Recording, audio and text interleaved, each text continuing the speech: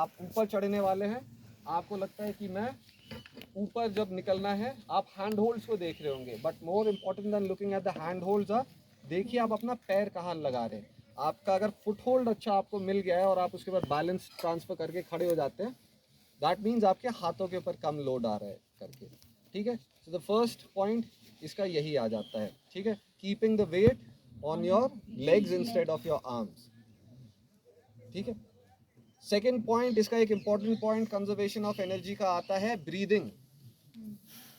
आप जब क्लाइंब करेंगे ना, जब डर लगता है, बोलते हैं ना सांसें रुक गई, होएगा सबको, काफी होएगा। आप यही गलती करते हैं, सांस रोकते हैं तो क्या होता है, बिल्कुल सही, लगता है मरने वाले हैं। आप ये देखेंगे, आप सांस रोक के अगर कुछ एक्टिविटी करेंगे, आपकी मसल्स काम करना बंद कर देंगी। That is why climbing is an activity, and most of the sports में आपको ब्रीदिंग प्रैक्टिस करवाते हैं। Climbing is no different. जब भी आप क्लाइंब कर रहे होंगे ना, pay special attention to your breathing. आप अगर अपना सांस को, जनरली अगर कई लोग होते हैं वो अगर नोज से ब्रीथ करते हैं, वो नो टेंशन में जब आते हैं वो रोक लेते हैं सांस।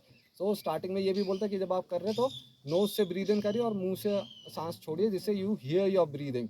तो अगर आप थोड़ी देर होल्ड करके रखते हैं, यू नो कि कुछ गड़बड़ी है, I need to breathe.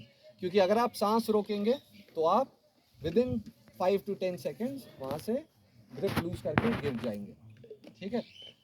Climbing में एक और चीज़ होती है, रिदम से क्लाइंब करना चाहिए, ठीक है। ये consider climbing as a marathon, ठीक है। ये आपकी 100 मीटर डैश नहीं है, आप भाग नहीं रहे हैं इसके ऊपर। आप, you are not trying to get over this rock as soon as possible, you are trying to get the easiest way and the most graceful way ऊपर। जितना ग्रेसफुल होएगा उतना आसान होएगा, ठीक है।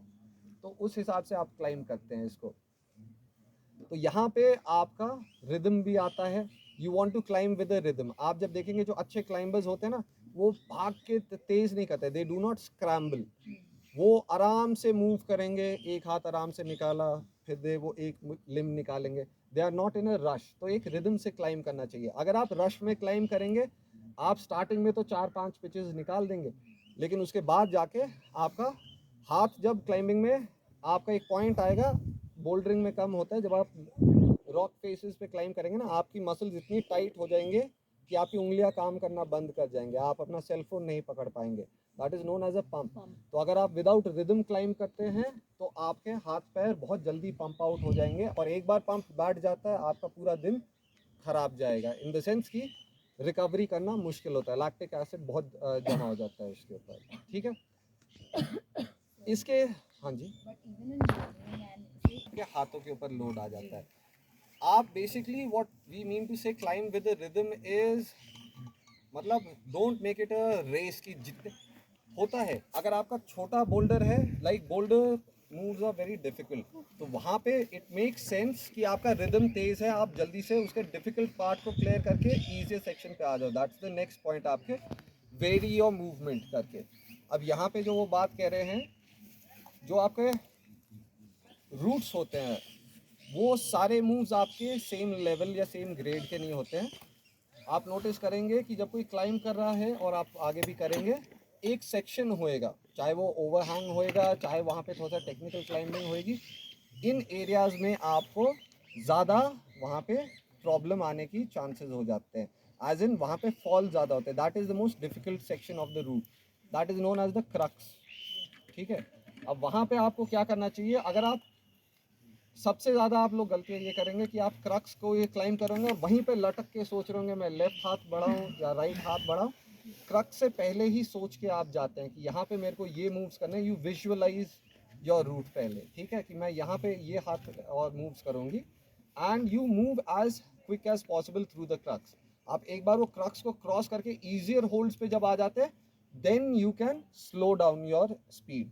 लेकिन खासकर ओवर हैंग्स पे, वहाँ पर ज़्यादा स्लो मूवमेंट करना, unless you got a lot of endurance और फिंगर स्ट्रेंथ, तो वहाँ पे आपको ये करना नहीं होता है। But generally when you are climbing, आपकी जो पिच है तो वो ईजियर पिचेस होंगी। अगर आप एक रिदम से क्लाइंब करते हैं तो ठीक है, बट जहाँ पे आपके क्रक्सेस आ रहे हैं, no way to speed up and way to slow down, ठीक है। एंड इसका एक लास्ट सेक्शन में हम बात कर देते हैं, रेस्टिंग। आप जब क्लाइंब करेंगे, आपके हाथ पंप होना स्टार्ट कर जाते हैं। आप एक तो अपनी ब्रीदिंग को कंट्रोल कर रहे हैं, यू आर इंश्योरिंग कि आपके मसल्स को मैक्सिमम अमाउंट ऑफ ऑक्सीजन मिल रहा है। And the other part is, जब आप क्लाइंब करते हैं कई बार होता है आप कोई स्ट्रेनियस मूव्स निकालते हैं, उसके बाद आपका क्या हो जाता है, फिंगर्स और ये दर्द करने लग जाते हैं। तो आप देखेंगे रॉक क्लाइंबर्स जब करते हैं, एक और कंजर्वेशन ऑफ एनर्जी का ये रहता है, try and keep your arms as straight as possible. आप जितना ज़्यादा ऐसे क्रॉस करके रखते हैं ना, उतना ज़्यादा आपके ब्लड फ्लो रिस्ट्रिक्ट होता है और इसकी वजह से आपका पंप जल्दी बैठता है। So instead of folding your hands and keeping your legs straight, we keep our legs bent and hand straight. ये आपका ब्लड फ्लो भी इम्प्रूव करता है। और जब आप हाथों को छोड़ते हैं, you basically shake them of, मतलब है ना, थोड़ा सा शेक करके, थोड़ा सा हाथ ऊपर करके।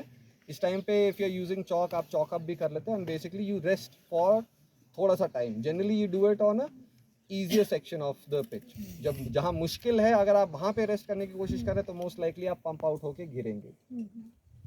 ये सेक्शन भी क्लियर हुआ? Yes, sir.